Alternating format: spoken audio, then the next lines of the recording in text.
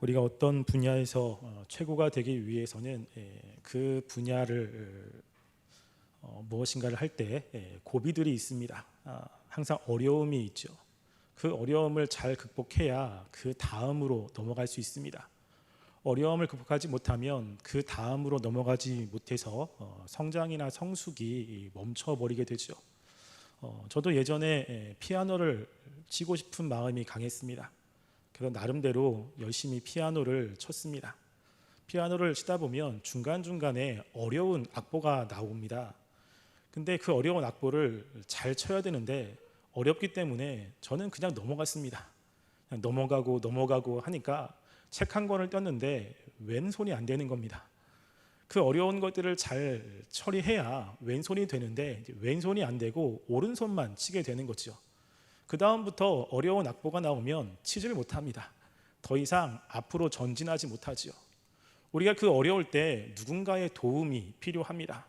그 누군가의 도움을 통해서 어떻게 해야 되는지 노하우도 알려주고 그리고 교훈도 주면서 그것을 넘어가야 되는 것입니다. 우리 신앙에도 마찬가지입니다. 우리가 신앙생활을 할 때도 어려움이 있고 힘든 일이 있습니다. 내 혼자 열심히 하는 것도 필요하지만 누군가의 도움이 필요하죠. 그래서 나보다 신앙이 뛰어난 사람의 도움을 받으면 그 어려움을 효과적으로 잘 넘어갈 수가 있습니다. 지금 우리가 함께 읽을 이 시편 142편이 바로 우리들에게 주는 교훈입니다. 우리가 표제에 보면 표제에 이렇게 나와 있습니다. 다윗이 굴에 있을 때 지은 마스길 곧 기도라고 되어 있습니다. 여기서 마스길이라고 하는 것은 교훈이라는 뜻입니다. 즉 이 시는 교훈시입니다. 그래서 이 시를 통해서 다윗은 이 시를 읽는 사람들이 교훈받기를 원하는 마음이 이 속에 내포되어 있는 것입니다. 그런데 이 교훈을 주는 사람이 바로 다윗입니다. 누군가 우리들에게 이야기를 할 때 그 사람이 누구냐라는 것은 굉장히 중요합니다. 내가 그 원하는 부분에 뛰어난 탁월한 사람이 교훈을 준다면 많은 도움이 되겠지요.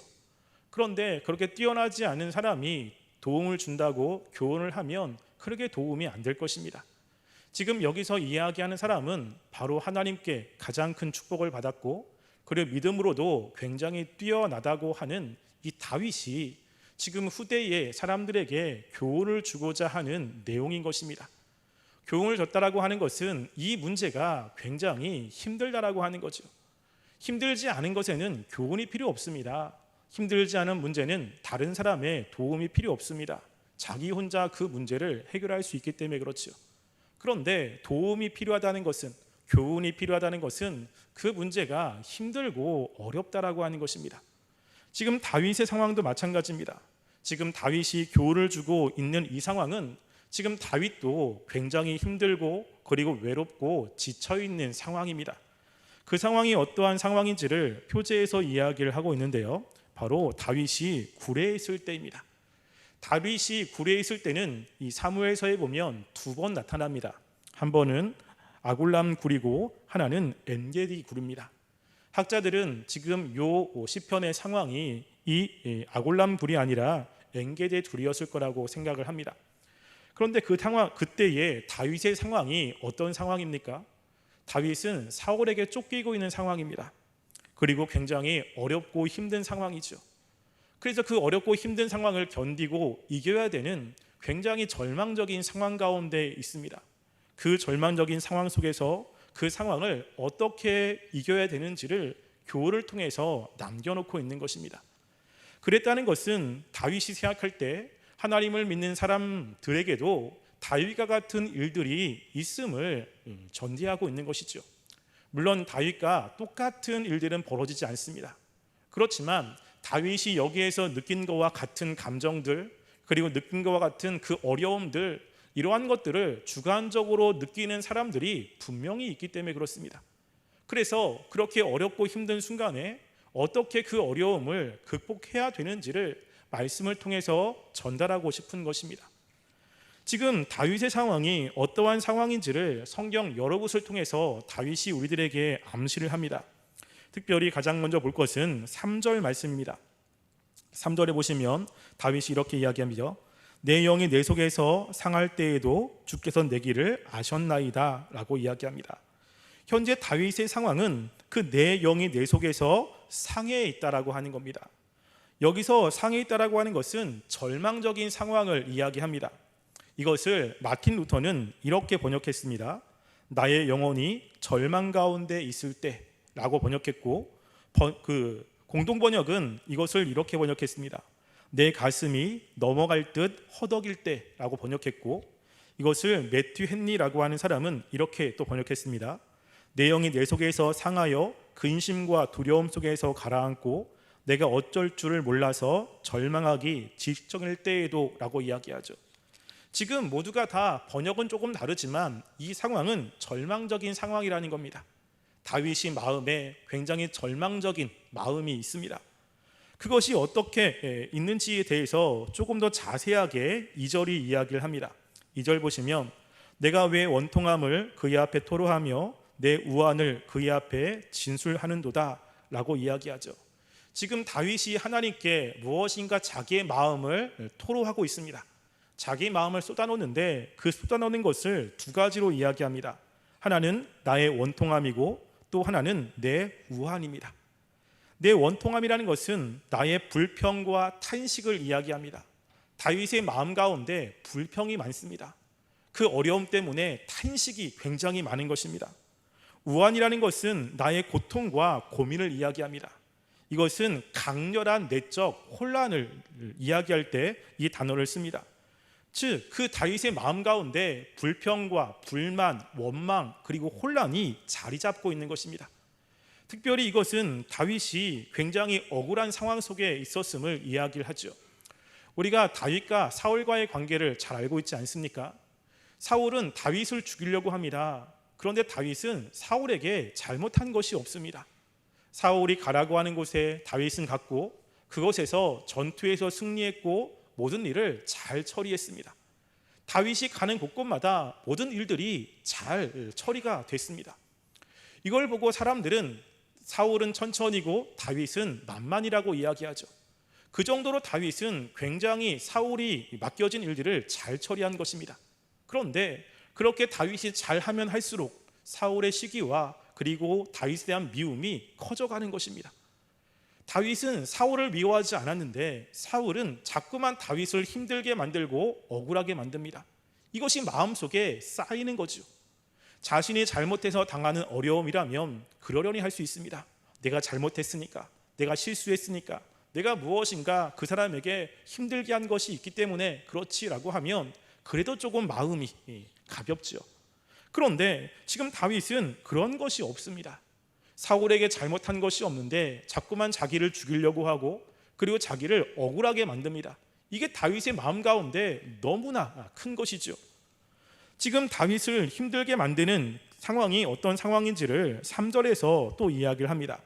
3절 하반절에 보시면 내가 나의 가는 길에 그들이 나를 잡으려고 올무를 숨겼나이다 라고 이야기합니다. 지금 원수들이 다윗을 잡으려고 올무를 숨기고 있습니다. 이 올무라고 하는 것은 다윗을 패망하게 만들려고 그리고 멸망시키려고 하는 것을 이야기를 하지요. 이 올무가 무엇인지를 정확하게 이야기하지 않습니다. 그랬다는 것은 올무는 있지만 그 올무의 종류가 굉장히 다양하다는 것입니다. 한 가지로 이야기할 수 없는 올무가 굉장히 많다라고 하는 거죠. 사울이 다윗을 죽이려고 얼마나 많은 올무들을 놓았습니까? 다윗에 대한 비방도 있었고 그리고 다윗이 한 것을 억울하게 만드는 여러 가지 계책들도 있었고 또 다윗이 있었던 유다 지파 사람들에게 다윗을 이렇게 고발하면 포상을 주겠다라고도 이야기를 했습니다. 그래서 한 족속 안에 있는 유다 지파 사람들이 다윗을 사울에게 고발도 했습니다. 지금 다윗이 있다라고 이야기하는 이 엔게디 골짜기가 바로 유다 지파가 있는 골짜기입니다. 그곳에는 유다 지파 사람들이 잘 알고 있는 그런 지리죠. 그런데 유다 지파 사람들이 다윗이 있는 곳을 사울에게 다 일러 바쳤습니다. 다윗은 피할 곳이 없는 거죠. 지금 이렇게 자신이 가는 곳곳마다 이 올무를 놓아서 자기를 잡으려고 하는 일들이 계속해서 벌어집니다. 그런데 다윗을 힘들게 만드는 것 중에 하나가 무엇이냐면 원수들은 힘이 있는데 자기는 힘이 없다는 것입니다. 6절 말씀에 보면 이렇게 기록하고 있습니다. 나의 부르짖음을 들으소서. 나는 심히 비천하니이다. 나를 핍박하는 자들에게서 나를 건지소서. 그들은 나보다 강하니이다 라고 이야기합니다. 지금 다윗은 굉장히 비천한데 원수는 자신보다 강합니다. 자신이 힘이 있다면 그것들을 극복할 수 있겠지만 자신은 힘이 없습니다. 상대방에 가서 자기의 억울함을 호소할 수도 없고 자신의 힘으로 그것들을 막을 수도 없습니다. 그냥 일방적으로 당할 수밖에 없는 거죠. 억울해도 가서 무엇인가 항변할 수가 없습니다. 이게 지금 다윗을 굉장히 힘들게 만드는 거죠. 자신의 비천함 그리고 상대의 강함, 이것이 그 상황마다 느껴지기 시작합니다. 그런데 또 다윗을 굉장히 힘들게 만드는 상황이 4절에도 이야기를 하고 있습니다. 4절 말씀에 보면 이렇게 기록되어 있죠. 오른쪽을 살펴보소서. 나를 아는 이도 없고 나의 피난처도 없고 내 영혼을 돌보는 이도 없나이다 라고 이야기합니다. 자신이 약하고 그리고 자신이 호소할 수 없다면 누군가가 다윗을 대신해서 사울에게 가서 이야기를 해주면 그래도 조금 낫지 않습니까? 근데 다윗이 지금 3번이나 강조하면서 없다라고 하는 것을 강조합니다. 히브리어에서 3번 강조한다는 것은 최상급입니다. 아무리 봐도 없다는 거죠. 지금 자신을 위해서 항변할 사람, 그리고 자신을 위해서 무엇인가 하는 사람이 아무것도 없습니다. 그것을 보시면 이 오른편을 살펴보셔서 나를 아는 이도 없고 라고 이야기합니다. 성경에서 오른편이라는 것은 소송이나 재판에서 변호인이나 증인이 서는 자리입니다. 즉 다윗의 편에서 다윗의 그런 상황을 대변해 줄 수 있는 사람이 없다는 것입니다. 그래서 다윗은 그런 사람들이 있는지를 살펴보았습니다. 여기서 살펴보소서라고 하는 것은 주목해서 굉장히 샅샅이 찾아보았다는 뜻입니다. 다윗이 승승장구할 때는 다윗과 함께하려고 하는 사람들이 굉장히 많았습니다. 다윗을 만나려고 하고 그리고 다윗과 함께 일을 하려고 하는 사람들이 굉장히 많았죠. 그래서 어딜 가나 사람들이 다윗을 만나려고 노력을 했을 것입니다. 그런데 문제는 다윗이 이렇게 어려울 때, 다윗이 힘들 때 다윗 편에서 다윗의 상황을 대변할 수 있는 사람이 아무도 없다는 것입니다. 무엇인가 일이 잘 풀리고 승승장구할 때는 사람이 굉장히 많은데 굉장히 힘들고 어려운 상황들, 그리고 사람들한테 오해를 받고 그리고 일이 잘 안 될 때는 자신을 대신해서 누군가에게 이야기할 사람이 아무도 없는 것입니다. 철저하게 자기 혼자밖에 없는 거죠. 뿐만 아니라 사울이 자기를 죽이려고 하는데 피난처도 없습니다.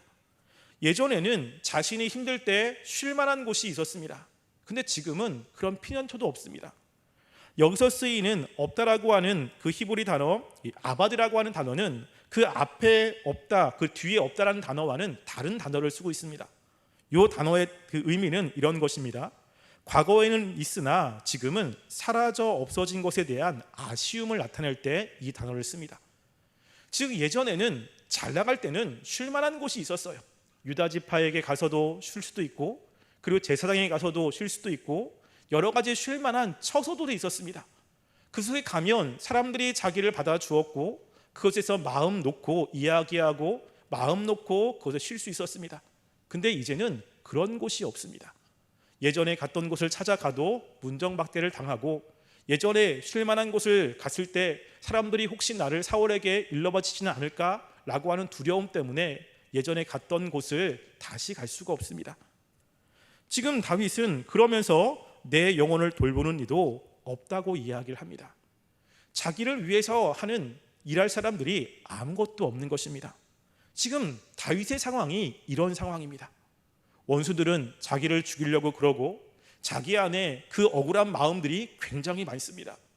이것을 누구한테 하소연하고 싶은데 하소연할 만한 사람이 없습니다. 그리고 자신을 위해서 무엇인가 대변해 주거나 그리고 이야기해 줄 사람도 아무도 없습니다. 지금 이런 상황이 다윗의 상황인 것입니다. 지금 이런 상황이 되면 믿지 않는 사람들은 어떻게 이것을 극복을 합니까? 이렇게 상황도 안 좋아지고 마음의 불평과 원망이 굉장히 많고 그리고 자기의 말을 들어줄 사람이 아무도 없습니다. 그러면 그 믿지 않는 사람들은 이런 상황 속에서 어떻게 이 상황을 극복합니까? 혹시 우리들도 이런 상황이 있진 않습니까? 상황은 힘들고 마음에 원망과 불평이 많고, 그리고 마음은 너무너무 힘들고 누구한테 얘기하고 싶지만 내 말을 들어줄 사람은 아무도 없고, 내가 가면 사람들이 나를 반겨주지 않습니다. 나를 멀리하는 것 같고 점점점 외톨이가 되고 있고, 그것을 이길 수 있는 힘은 나에게 아무것도 없습니다. 그럴 때 무엇을 합니까? 믿지 않는 사람이라면 술을 마시거나 마약을 하거나 쾌락을 추구하거나, 그것도 안 되면 아마 극단적인 선택을 할 수 있습니다. 지금 다윗의 상황이 그런 상황인 것입니다. 다윗은 자신이 이런 상황일 때 어떻게 극복했는지를 이야기를 합니다. 그렇게 삶이 굉장히 힘들고 어려운 순간 속에서 다윗이 극복하기 위해서 노력했던 것은 지금 여기서 굉장히 많이 강조하고 있는 부르짖다라고 하는 것입니다. 이것을 매 절마다 강조를 하고 있습니다. 1절에 보시면 이 다윗이 소리내어라고 하는 콜리를 2번이나 씁니다. 1절 보시면 내가 소리내어 여호와께 부르짖으며 소리내어 여호와께 간구하는도다 라고 이야기하면서 1절에서 자기가 소리를 내어서 지금 부르짖었다라고 하는 이야기를 하고 있죠. 또 2절에 보시면 자신의 상황을 토로했다라고 하는 단어를 씁니다. 그래서 2절 보시면 내가 왜 원통함을 그의 앞에 토로하며 내 우환을 그의 앞에 진술하는도다 라고 이야기합니다. 5절에도 보시면 여호와여 내가 주께 부르짖어 말하기를 이라고 이야기하면서 자신이 부르짖었음을 강조합니다. 6절에도 보시면 나의 부르짖음을 들으소서라고 이야기하면서 자신이 하나님께 부르짖었다고 이야기합니다. 다윗이 그렇게 답답한 상황 속에서 그 상황을 이길 수 있는 탈출구는 하나님께 부르짖는 것이었습니다. 그런데 우리가 여기서 이제 중요하게 보아야 될 것은 다윗이 하나님께 어떤 기도를 했느냐라고 하는 것입니다. 다윗은 신앙이 좋기 때문에 사울이 그렇게 자기를 힘들게 만들 때 하나님 제가 사울을 사랑하길 원합니다. 사울이 바뀌길 원합니다. 이런 것을 기도했을 거라고 생각을 합니다.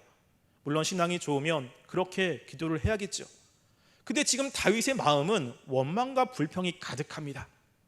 다윗이 하나님께 부르실 때 다윗은 2가지를 부르셨습니다. 첫 번째는요, 자신의 힘든 상황을 하나님께 하소연합니다. 우리가 아까 보았는데 2절 말씀에 그것을 이야기를 하고 있죠. 2절 보시면 내가 내 원통함을 그의 앞에서 토로하며 내 우환을 그의 앞에 진술하는도다 라고 이야기합니다. 여기서 토로하다라고 하는 것은요, 그 엎지르다 쏟다라고 하는 것입니다. 자신의 상황 마음, 자신의 원망과 불평, 그 모든 것을 열정을 다하여 하나님께 쏟아놓고 있는 것입니다. 내 우환을 그의 앞에 진술하다라고 하는 것에 그 진술하다는 뜻은요, 자신의 형편을 여호와 앞에 자세히 알려드렸다라고 하는 겁니다. 이 둘 다 미완료로 쓰였습니다. 그랬다는 것은요, 계속해서 하나님께 자신의 마음의 불평과 원망 그리고 힘든 것들, 그것을 그 하나님께 아뢰고 있다는 것입니다. 우리가 보면 신앙이 좋은 다윗이 어떻게 이럴 수 있지? 라고 할 수 있습니다. 그런데 우리가 다른 시편을 제외한 나머지 곳에서는 다윗이 그런 상황 속에서 잘 이기고, 특별히 우리가 알듯이 사울이 다윗이 있는 굴에 들어왔을 때 다윗은 하나님의 기름 부음을 받은 사람이기 때문에 옷자락만 자르고 이렇게 피하는 이런 걸 보면 다윗의 마음이 그렇게 힘들지 않았을 것이다. 다윗은 하나님을 믿는 믿음으로 그의 마음을 잘 지켰을 것이다 라는 생각을 할 수 있습니다. 그런데 이 시편은 조금 다른 관점에서 우리에게 이야기합니다. 시편이 굉장히 우리에게 큰 유익을 주는 것은요, 시편 기자의 마음 상태를 우리에게 이야기를 합니다. 그냥 단지 외적으로 보여지는 그런 모습이 아니라 시편 기자가 어떤 마음을 가졌는지, 그때 자신이 어떻게 했는지를 우리들에게 자세하게 이야기합니다. 우리가 교회 안에 있는 사람들의 외적인 모습을 보면 잘 지낸 것 같지요. 특별히 어려움이 없는 것 같습니다. 그럴 때 느끼는 것은 나만 힘들고 나만 괴롭고 나만 삶이 고달픈데 옆에 있는 사람은 평안한 것 같아요. 늘 웃고 늘 젠틀하고 늘 별일 없이 지내는 것 같습니다.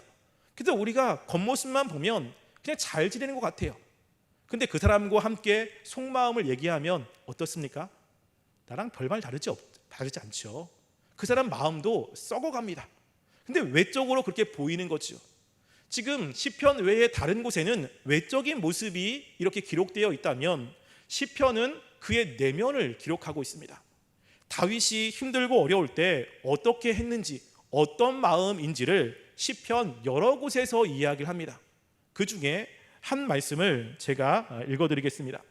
시편 109편 1절부터 13절의 말씀입니다.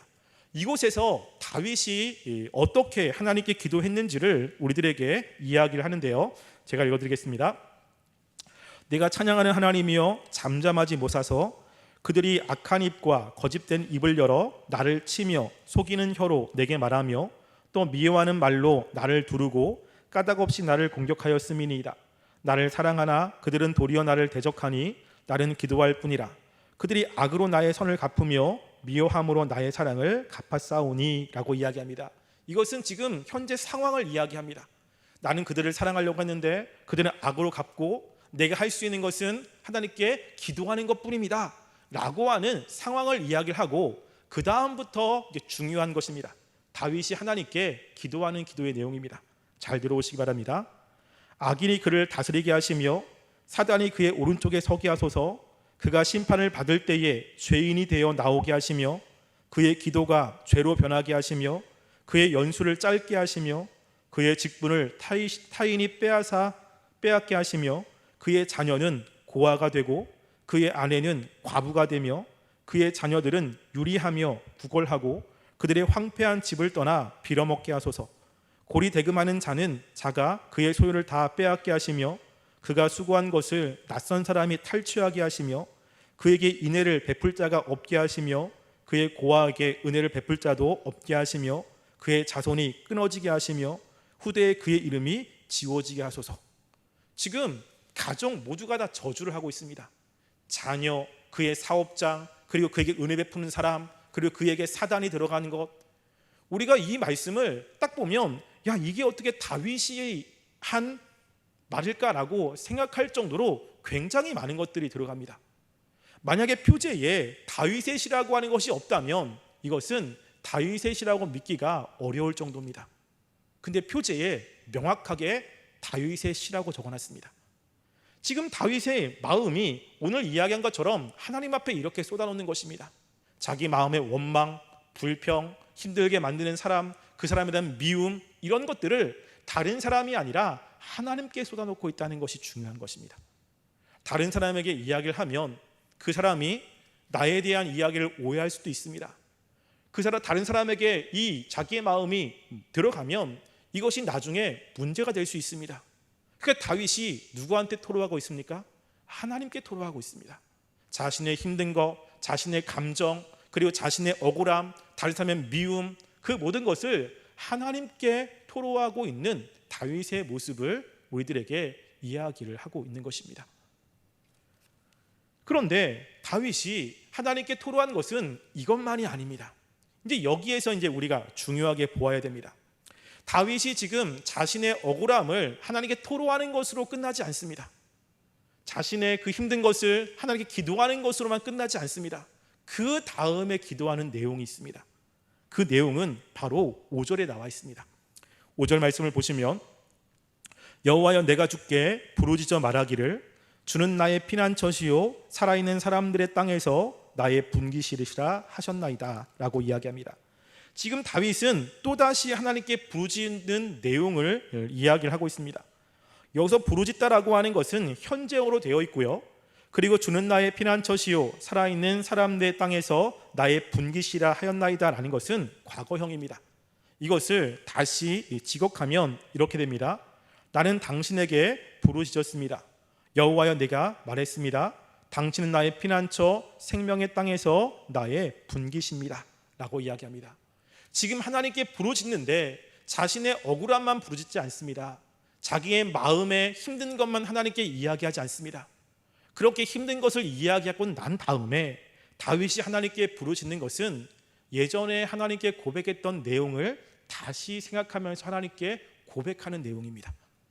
지금 여기서 이야기하는 주는 나의 피난처시요 살아있는 사람들의 땅에서 나의 분기시라 라고 하는 것은 지금 고백한 것이 아니라 예전에 하나님이 자기의 삶 가운데 역사하시고 하나님의 은혜를 경험하고 하나님의 위대하심을 깨달았을 때 자신이 고백한 내용을 지금 다시 이야기를 하고 있는 것입니다.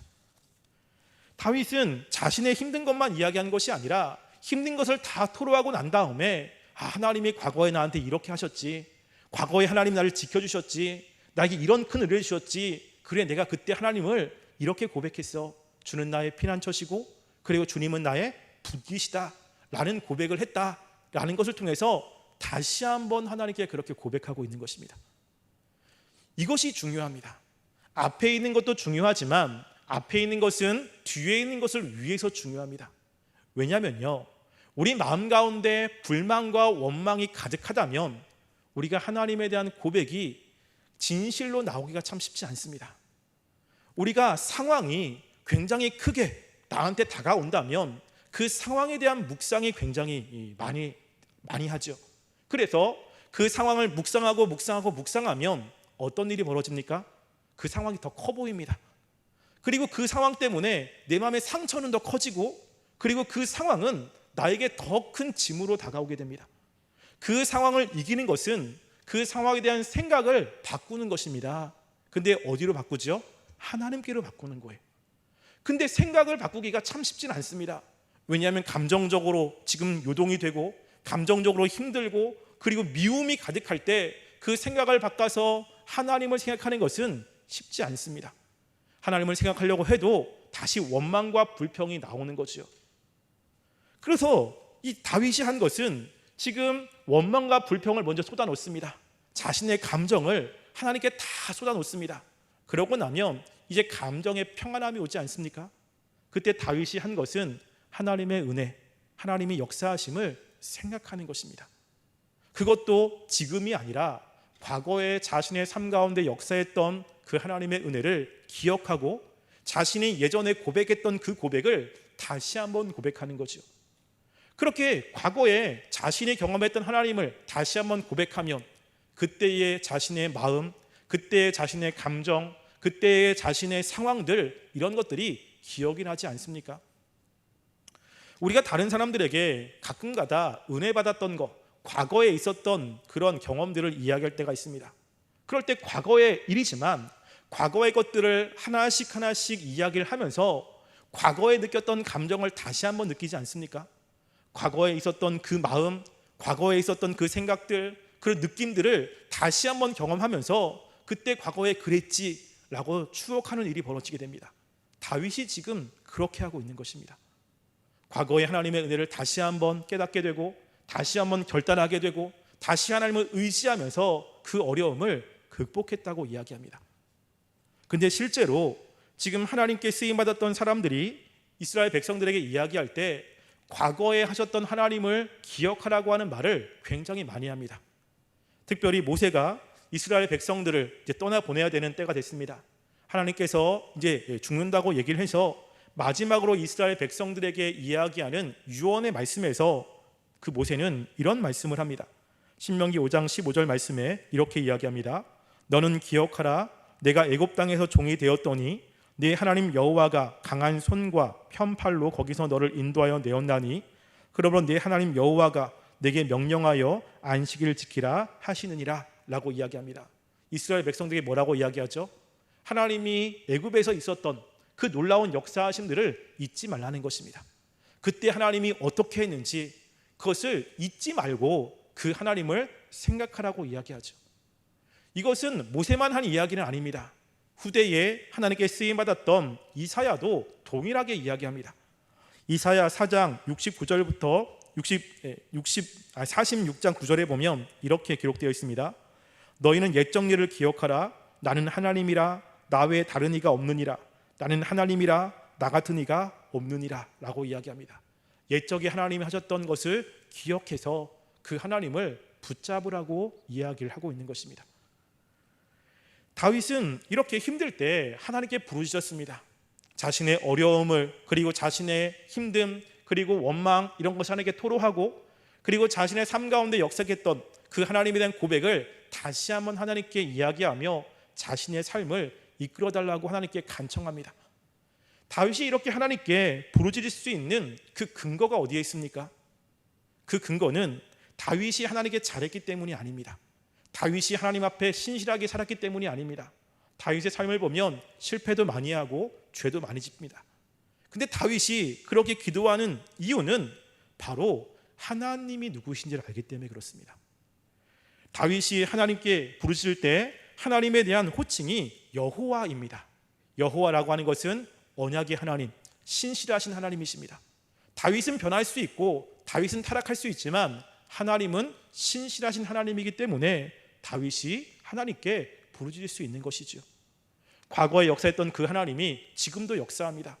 과거에 나를 사랑한 하나님이 지금도 사랑하십니다. 하나님은 변하지 않기 때문에 지금 다윗은 하나님께 부르짖을 수 있는 것입니다. 두 번째 이유는 바로 3절에 나와 있는데요, 3절 말씀에 보면 아까 읽었지만 이렇게 기록되어 있습니다. 내 영이 내 속에서 상할 때에도 주께서 내 길을 아셨나이다 라고 이야기합니다. 다윗이 지금 자기의 마음이 되게 상해 있어요. 자신이 절망 가운데 있습니다. 어떻게 해야 될지, 어디로 가야 될지, 뭘 해야 될지 아무것도 모르고 원망과 불평, 절망 속에 있습니다.